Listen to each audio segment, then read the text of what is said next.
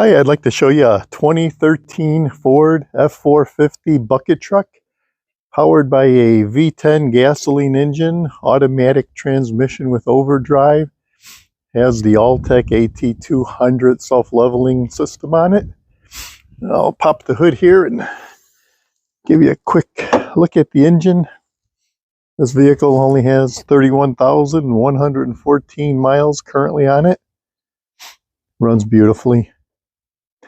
I'm going to shut this and show you how the truck operates. I'll show you there's a light up on top of the hood there. It's a spot and a floodlight, and you can take this into the bucket with you and turn it on and off, light up an area if it's starting to get a little dark out. It also has controls that are cab mounted to operate that light.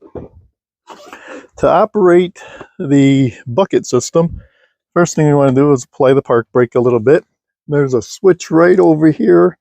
You just toggle that up, it lights up, and now we can start up the generator.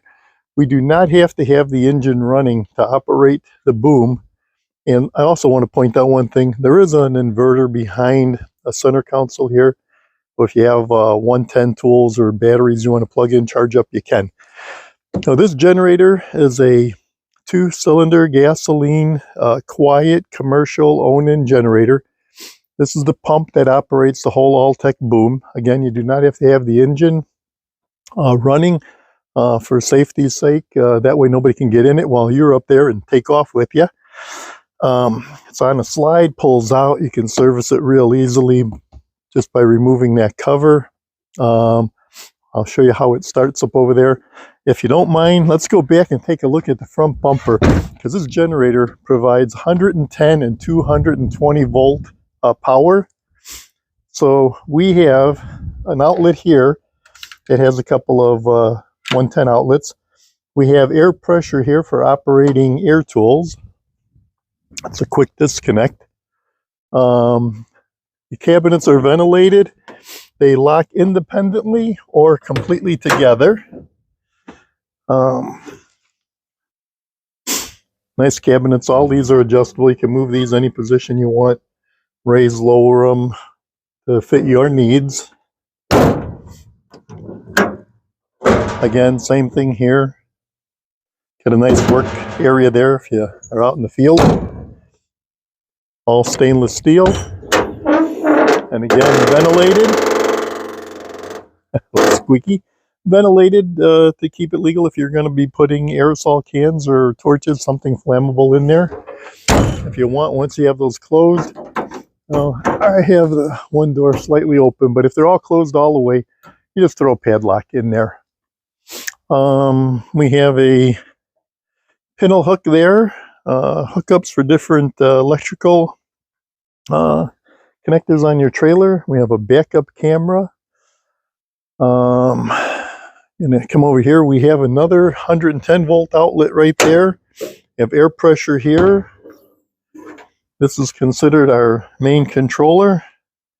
So if we want to operate the boom, what we're going to do, you'll hear the fuel pump prime, then the generator will fire up. This is our dead man switch. Whenever you're operating the boom, they always want you to do two things. So what we would do is just hold that down, and that bucket is self-leveling, so it will hold level no matter what position you're in.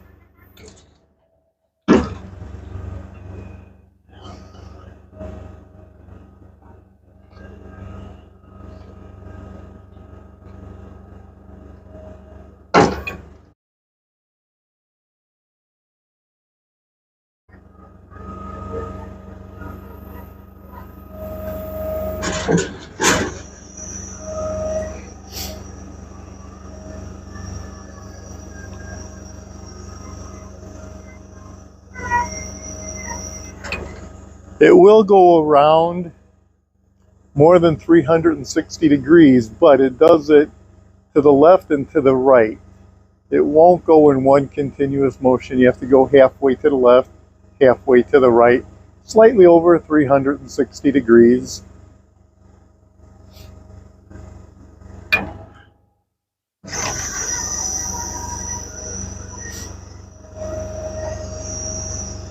Oh, that sun's right in my eyes. So if you put this on upper controls, all these controls down here would not function. All the controls in the bucket would. But you have all these same options that are in the bucket. You can just do that to make it work. And that's our generator that we turn on and off. Again, we got a ventilated cabinet, nice adjustable shelves in there. Got some slide out drawers in here.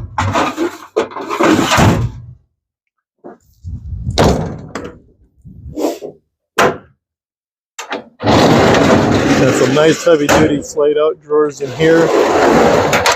We have 3 of these. All these compartments are adjustable any way you want.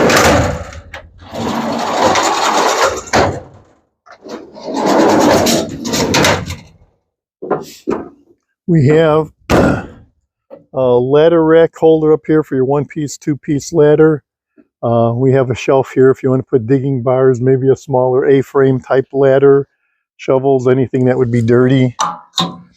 If you have a cover for your bucket, there's an umbrella cover that goes over it. If maybe you have digging bars or tree trimming equipment, the poles and so forth, these are nice for storing all of that in there.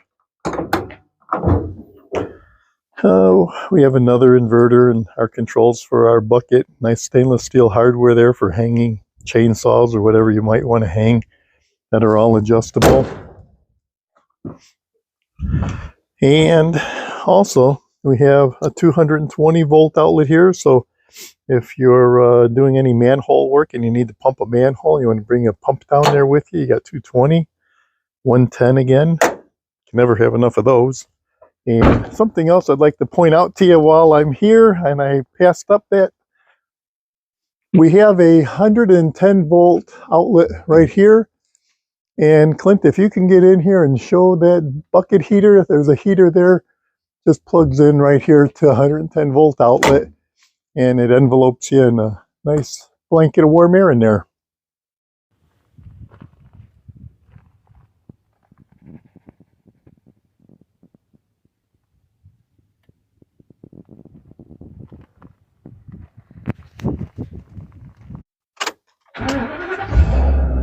Go for a quick right here, show you some of the features in the cab.